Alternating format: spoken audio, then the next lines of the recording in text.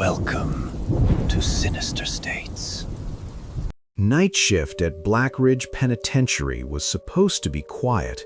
That was the promise printed on the recruitment flyer, the same promise the warden repeated when he shook my hand and welcomed me through the first security gate. Quiet work, simple routines, good pay for someone willing to watch doors and walk corridors while the rest of the world slept. I had worked prisons before, county lockups mostly, and none of them were ever quiet. But the money here was double, and the contract came with a small house on the property. At the time, I thought I had gotten lucky. I didn't realize silence could hide something worse than violence. Black Ridge sat miles from the nearest town, surrounded by dry hills and thick pine forest that swallowed the road long before you saw the outer fence. From a distance, it looked less like a prison and more like a military installation. Concrete walls rose out of the earth like cliffs, topped with layers of razor wire that glittered even in weak sunlight. Guard towers stood at every corner, tall and square, with thick black windows that hid whoever watched from inside. There were no signs on the road leading in, no government markings on the gate. If you didn't already know it was there, you would never find it. The first thing that felt wrong wasn't the walls or the isolation, it was the way the guards behaved. Most prisons run on a certain kind of energy. Even when things are calm, you can feel tension humming through the place. Officers joke loudly, argue about shifts, complain about inmates. At Black Ridge, the guards barely spoke. They moved through the halls like men attending a funeral, voices low, eyes tired. When I tried to make conversation during orientation, the older ones answered politely but briefly, like they didn't want the words to linger in the air too long. The warden noticed me watching them. "First day nerves," he said calmly as he walked me through the intake corridor. "You'll get used to the atmosphere." I nodded, but something about the building itself made the back of my neck itch. The corridors were wider than normal prison halls, and the lighting had a strange bluish tint that made everything feel colder. Cameras hung from every ceiling corner, not the cheap ones you see in most facilities either. These were thick black domes, military grade, rotating slowly as we passed beneath them. "High security," the warden explained. "Our inmates require special observation." We reached the final security door before the inner cell blocks. 2 guards stood there waiting for us. Both of them looked exhausted, like they hadn't slept in days. One of them handed me a small electronic badge. "Never enter a block without this active. If the system locks down, it's the only thing that will open the exit doors." I clipped it to my uniform belt and followed the warden inside. That was when I saw the first inmate. The cells at Black Ridge were built differently than any prison I had worked before. Instead of metal bars, each cell had thick, reinforced glass running from floor to ceiling. The glass was cloudy, like frosted bathroom windows, but not enough to hide movement inside. Shapes shifted behind the panels as we walked down the hall. At first, I assumed the lighting was playing tricks on me. Then one of the shapes stepped closer. The inmate pressed his face against the glass. My brain struggled for a moment to process what I was seeing. His head was shaved completely smooth. His skin was pale, stretched tight across sharp cheekbones. His mouth hung slightly open, lips dry and cracked. But where his eyes should have been, there was nothing. No eyelids, no sockets, just smooth skin. It looked like someone had erased them. I stopped walking. The warden noticed immediately. "Unsettling the first time," he said. I stared through the cloudy glass at the man standing inches away. He was smiling faintly, like he could somehow sense my shock. "How does he see?" I asked quietly. "He doesn't," the warden replied. Another shape moved inside the next cell, then another. As we continued down the hall, I realized the truth. Every inmate was the same. Dozens of prisoners stood behind those glass walls, and none of them had eyes. My stomach tightened. What happened to them? The warden kept walking. They were transferred here after a classified medical procedure. That answer raised more questions than it solved. Why remove their eyes? He stopped beside one of the cells and turned toward me. They weren't removed, he said calmly. They were never there. The words hung in the air for a long moment. Behind the glass, the eyeless inmate tilted his head slightly. His smile widened as if he could somehow sense my shock. I forced myself to look away. Orientation ended shortly after that. I signed paperwork, memorized patrol routes, and spent the rest of the afternoon learning the security system. Blackridge was built like a fortress inside a fortress. Each block had its own lockdown protocol. Every door required 2 separate clearances. Even the guard stations had panic shutters that could seal the room in seconds. But the strangest rule came at the very end of the briefing. The warden slid a thin sheet of paper across the desk. "Night shift protocol," he said. There were only 3 lines printed on it. "Never open a cell after midnight. If you hear an inmate calling your name, do not respond. And never enter cell block D alone." I looked up at him. "That's it?" he replied. "For now." Something in his tone suggested there were other rules he hadn't written down. My first shift began that same night. The sun dropped behind the hills faster than I expected, and by the time the outer lights flickered on, the prison felt completely cut off from the rest of the world. The forest surrounding the facility turned into a solid black wall beyond the perimeter fence. Inside, the night shift team gathered in the control room. Only 4 guards were scheduled overnight, including me. The others introduced themselves quickly, but didn't linger. Most of them looked relieved when they were assigned patrol routes that kept them away from the main blocks. Guess which route I got? Block C. The hallway outside the cells was quieter at night. The bluish lights hummed softly overhead, while the surveillance monitors in the corner showed every angle of the block. For the first hour, nothing happened. The inmates stood or sat inside their glass cells, perfectly still most of the time. Occasionally, one would move slowly across the room, hands brushing along the walls, like a blind person learning the layout of unfamiliar space. That part made sense. What didn't make sense was how they always seemed to face me when I walked past. Every single one of them, even though they had no eyes. I tried to tell myself they were just reacting to sound. My footsteps echoed slightly in the corridor, and maybe they could feel the vibrations through the floor. But the timing felt wrong. The moment I stepped into the hallway, heads turned toward me almost instantly, and when I stopped moving, they stopped too. Hours passed like that. Quiet footsteps, silent inmates, the constant hum of electric lights. Around 2 in the morning, I reached the end of the block and leaned against the wall beside the security door.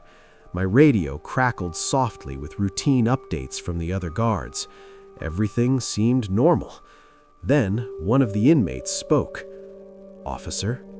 The voice came from halfway down the corridor, soft, calm. I turned my head slowly. The man standing behind the frosted glass hadn't moved closer to the door, but his head was angled directly toward me. "Officer?" he repeated. My hand drifted toward the radio on instinct. "Return to your bunk," I said. The inmate smiled again. "You're new," he whispered. A cold feeling crept down my spine. "How do you know that?" He tilted his head slightly. We can hear the difference. Something about the way he said "we" made the hallway feel suddenly smaller. I stepped closer to the glass without thinking. Up close, the smooth skin where his eyes should have been looked even stranger, almost like scar tissue that had healed perfectly flat. "You shouldn't stand so close," the inmate murmured. "Why?" His smile widened just a little more. Because they're already looking at you. I frowned. Who is? The man leaned forward until his forehead touched the glass, and then he said something that made my stomach drop. The ones in the dark. A second later, the lights in the corridor flickered, just once, but in that brief blink of darkness, every inmate in the hallway moved at the exact same time. The lights snapped back on a fraction of a second later, humming softly like nothing had happened, but the hallway wasn't the same anymore. Every inmate was standing now. Before the flicker, some of them had been sitting on their bunks or pacing slowly inside their cells. Now they were all upright, faces turned toward the corridor, toward me, toward where I stood. A cold knot tightened in my chest. "Back away from the glass," I said, forcing my voice to stay firm. The inmate in front of me didn't move. His forehead remained pressed to the reinforced panel, lips stretched into that thin, patient smile. "You saw that, didn't you?" he whispered. "Saw what?" "The dark." I stepped back from the cell. "Return to your bunk." He laughed quietly, not loud enough to echo, just a soft breath of amusement that made the hair on my arms rise. "You still think this place works like the prisons you've been in before?" My grip tightened on the radio at my belt. "What's your name?" I asked. The inmate paused. Then he said, "You're not supposed to ask us that." "Why?" "Because if you know our names," he replied, "we'll know yours." That answer didn't make any sense. "Your file already has my name." He shook his head slowly. "That's not the name we hear." My mouth opened to respond, but the radio crackled suddenly. "Unit 3, status check." I lifted it quickly. "Block C is secure." "Copy that." The voice on the other end sounded normal, bored even, just another routine shift check. But when I lowered the radio again, the inmate was still smiling. "You should listen more carefully," he said softly. "To what?" "To the building." I frowned. "What are you talking about?" He didn't answer right away. Instead, he lifted one hand and placed it gently against the glass, fingers spread wide, like he was feeling something on the other side. "Most new guards don't notice it at first. It takes a few hours for your ears to adjust." "To adjust to what?" He leaned closer. "To the breathing." For a second, I thought I had misheard him. "The what?" "The breathing," he repeated calmly. I stared at him through the cloudy glass, waiting for some kind of punchline. None came. "You're messing with me," I said. "No." The smile faded slightly. "You just haven't noticed yet." I opened my mouth to respond again. Then I heard it. At first it was so faint I thought it was the air vents. A slow sound. Inhale. Exhale. So quiet it blended with the electrical hum of the lights, but once I noticed it, I couldn't unhear it. The sound seemed to come from the walls themselves, not from any single direction, but from everywhere at once. A slow, steady breathing, like something enormous was sleeping inside the building. My throat went dry. "What is that?" I asked. The inmate's lips curled again. "You hear it now. That's the ventilation system." "No," he said gently. "That's the prison." A chill slid down my spine. "That's impossible." "You'll get used to it," he said. "I doubt it." "Everyone does," the inmate replied. Then he lowered his hand from the glass. "And when you do," he added quietly, "you'll start hearing the other things too." "What other things?" But he had already stepped away from the door. Without another word, he returned to the back wall of his cell and sat down on the bunk. Conversation over. I stood there for another minute, trying to convince myself the breathing sound was just the ventilation system cycling air through the building. But it didn't sound mechanical. It sounded organic, alive. I forced myself to continue the patrol. The rest of Block C stayed quiet, though the inmates watched me the entire time. Every head turned smoothly as I passed each cell, tracking my movement like a line of mannequins rotating on hidden gears. None of them spoke again. By 3 in the morning, my nerves were stretched thin. That was when the whispering started. It came from the far end of the corridor. At first, I thought 2 inmates were talking to each other through the walls, but the voices were too soft to make out clearly. Just faint murmurs, hushed words slipping through the air like dry leaves skittering across pavement. I moved closer. The whispers stopped immediately. The inmates in those cells were standing again, perfectly still, facing me. I exhaled slowly. "Return to your bunks." No response. "Now!" After a few seconds, they obeyed. One by one, they turned away and sat down, movements slow and deliberate. I finished the patrol and stepped into the guard station at the end of the block. The room was small but secure. Reinforced door, panic shutter, surveillance monitors covering every cell. I sat down in the chair and rubbed my eyes. The breathing sound was louder in here, or maybe the quiet just made it easier to hear. Inhale, exhale. I glanced at the monitors. Everything looked normal. The inmates were back in their cells, some sitting, some lying down. None of them were speaking. My radio buzzed again. "Control to Unit 3? I picked it up. "Go ahead. You're scheduled for a perimeter check in 15 minutes. Copy. After that, you'll rotate to Block D." My stomach tightened slightly. Block D. The one rule on that sheet flashed through my mind. Never enter Block D alone. I pressed the radio button again. "Is anyone assigned to meet me there?" There was a short pause. "Negative," the voice replied. "It's just a routine check." My fingers tightened around the radio. "Warden said no one goes in there alone." Another pause. Then the voice came back, slower this time. Orders were updated. Something about the tone felt off. "Who updated them?" No answer. "Control?" Static filled the speaker for a few seconds. Then the line went dead. I stared at the radio. A quiet laugh echoed from the corridor behind me. I turned in the chair. The inmate from earlier was standing at the glass again. "You shouldn't go down there," he said. I stood up slowly. "How did you hear that conversation?" He tapped the side of his head. "We hear everything." "That's impossible." "Is it?" His smile returned. "They're calling you to Block D already. That's earlier than usual."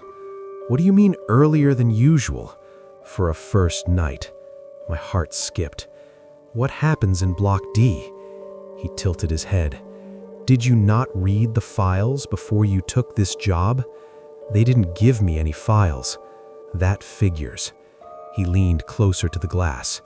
"You should ask yourself something." "What?" "Why do you think they removed our eyes?" "You said they were never there." His smile widened. "That's what they told you." A cold feeling crept into my stomach. "So why?" "Because we saw something we weren't supposed to." My voice lowered. "What did you see?" The inmate's lips parted slightly. "The same thing you're about to." I stepped closer to the glass again. "Stop talking in riddles." He lowered his voice to a whisper. "There's a door in Block D." "What kind of door?" "The kind that doesn't stay closed." I frowned. "This isn't funny." "I'm not joking." His head tilted slightly again. "Do you want to know the worst part?" "What?" "Because you won't see it either." "Why not?" His smile returned one last time. "Because you still have your eyes." For a moment, I just stared at him, trying to decide if the man was insane or if he was simply very good at messing with new guards. In most prisons, inmates test you on the first night. They push boundaries, see how easily they can get under your skin. I had seen it 100 times before, but this didn't feel like that. There was no anger in his voice, no challenge, just certainty. "You're trying to scare me," I said finally. The inmate shook his head slowly. "No, I'm trying to warn you."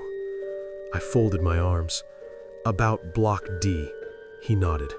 "You won't like what's inside." "What's inside?" He leaned closer to the glass again. "The reason we're here." Before I could ask anything else, my radio crackled again. "Unit 3, perimeter check overdue." The voice sounded normal this time, different from the one that had spoken earlier. "On my way," I replied. I clipped the radio back onto my belt and looked at the inmate one last time. "You're staying quiet for the rest of the shift," I told him. He smiled faintly. "Good luck down there, officer." I didn't answer.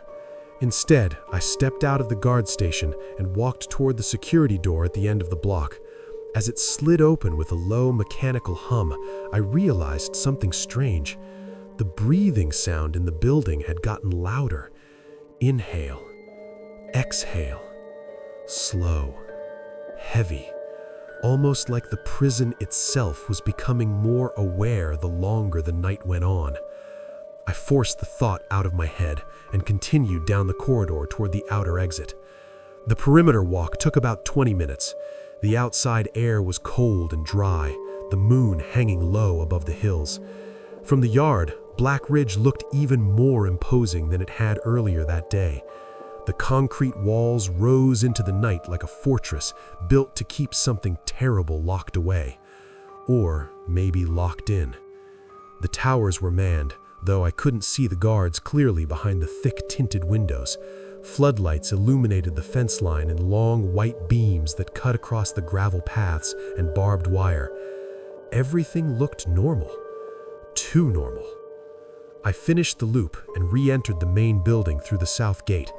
The hallway inside was darker than the others, lit only by dim emergency lights along the ceiling. At the end of it, a large steel door waited. A black letter was painted on the surface. D. I stopped a few feet away. The rule from the orientation sheet echoed in my mind again. Never enter cell block D alone. My radio was silent. No one was coming to meet me. I told myself the warden must have updated the protocol. Maybe they wanted to see how the new guy handled pressure. That kind of test wasn't unheard of in high-security facilities. Still, something felt wrong. I stepped closer to the door and scanned my badge across the reader. The machine beeped. Access granted. With a loud hydraulic hiss, the door slid open. The air on the other side was colder and darker. Block D was different from the other sections of the prison. The corridor was wider, but the lights were dimmer, casting long shadows across the concrete floor. The glass cells here were thicker too, almost black instead of cloudy white. I stepped inside slowly. The door closed behind me with a heavy clang. For a moment, I just stood there, listening. The breathing sound was much louder down here. Inhale, exhale, like standing next to the chest of some massive creature as it slept. I swallowed and began walking down the hallway. The cells on either side were occupied, but the inmates inside were different. They weren't standing. They weren't sitting. They were kneeling. Every single one of them, kneeling in the center of their cells with their heads bowed toward the floor. Their hands rested loosely on their thighs, palms facing upward like they were waiting to receive something. None of them moved when I passed. None of them turned toward me like the inmates in Block C had. It was as if they didn't even know I was there. The silence in the hallway was deeper too, heavier, oppressive. About halfway down the corridor, I noticed something else. A door. Not a cell door, a regular door set into the wall at the end of the block. Plain steel, no window, no markings, just a small keypad beside it. My footsteps slowed. The inmate's words echoed in my mind. There's a door in Block D, the kind that doesn't stay closed. I stopped a few yards away. The breathing sound seemed to come directly from behind that door now. Inhale. Exhale. My radio crackled again. Unit 3? I grabbed it quickly. Yeah? Have you reached the door? My heart skipped. What door? A short pause, then the voice replied, You know which one. Something about the tone made my skin crawl. Who is this? I asked. Another pause, longer this time. Then the radio hissed with static. When the voice returned, it sounded different. Deeper. Slower. Open it. My grip tightened on the radio. That's not in the protocol. Yes, it is. No, it isn't. The breathing sound behind the door grew louder. Inhale. Exhale. Almost impatient. I took a step back. I'm calling the warden. The voice on the radio chuckled softly. You won't reach him. Watch me. I switched channels. Control, this is Unit 3. Nothing, just static. Control? Still nothing. The breathing continued behind the door. Inhale. Exhale. Then one of the inmates spoke. The sound came from the nearest cell. I turned quickly. The kneeling prisoner hadn't moved, but his lips were moving slowly. Don't open it. My stomach tightened. What did you say? His voice came again, soft and trembling. Please, don't open it. Another inmate spoke from the opposite cell. Then another, and another. Soon the entire block was whispering the same words. Don't open it. Don't open it. Don't open it. Their heads remained bowed as they spoke, voices overlapping in a low, desperate chorus that filled the hallway. The radio crackled again. Open the door. My chest tightened. No. The breathing behind the steel door suddenly stopped. Complete silence filled the corridor. Every inmate went quiet. Even the air seemed to freeze. For a few seconds, nothing happened. Then, something knocked from the other side of the door. Once. Slow. Heavy. The sound vibrated through the concrete floor beneath my boots. Another knock followed. Then another, each one louder than the last. The kneeling inmates began whispering again, but this time they weren't saying don't open it. They were saying something else. Something that made my blood run cold. It knows you're here. The whisper spread through the block like a cold wind. It knows you're here. Dozens of voices repeated it quietly, heads still bowed toward the concrete floor. None of them moved, but the words crawled across the hallway from cell to cell until it felt like the walls themselves were speaking. I took another step back from the steel door. What is in there? I asked. No one answered. The knocking came again, slow, deliberate. The sound wasn't loud enough to break the door, but it carried a weight behind it, something patient and enormous pressing against the other side. My radio hissed. Open the door. The voice was deeper now, distorted by static. I lifted the radio slowly. Who is this? For a moment there was silence. Then the voice replied, You let us in. A chill spread through my chest. I haven't opened anything. You will. Another knock struck the door, harder this time. The steel trembled. Behind me, the inmates started whispering again, but the words had changed once more. He can hear it. He can hear the breathing. He's already connected. I turned toward the nearest cell. What are you talking about? The kneeling inmate raised his head slightly. For the first time, I saw the smooth skin where his eyes should have been tilt toward me. You've been inside too long, he said softly. What does that mean? You hear it now, he whispered. The prison. Inhale. Exhale. The breathing was louder than ever, not just from behind the door anymore, from the ceiling, the floor, the walls. The entire structure of Black Ridge seemed to inhale slowly around me, like a massive lung buried in concrete. My heart pounded. This place isn't alive. The inmate's lips twitched into a weak smile. No. Another knock thundered against the steel door, harder this time. The metal bent inward slightly. Whatever was behind it was stronger than the door was meant to handle. The keypad beeped again, green light flashing, waiting. My hand trembled as I reached toward it. Behind me, the inmates began repeating one final sentence over and over, a warning, or maybe a promise. If it opens the door. My fingers hovered inches from the keypad. It won't stop at the prison. The knocking stopped. Silence filled Block D. For a moment, the entire building seemed to hold its breath. And then, something on the other side of the door whispered my name.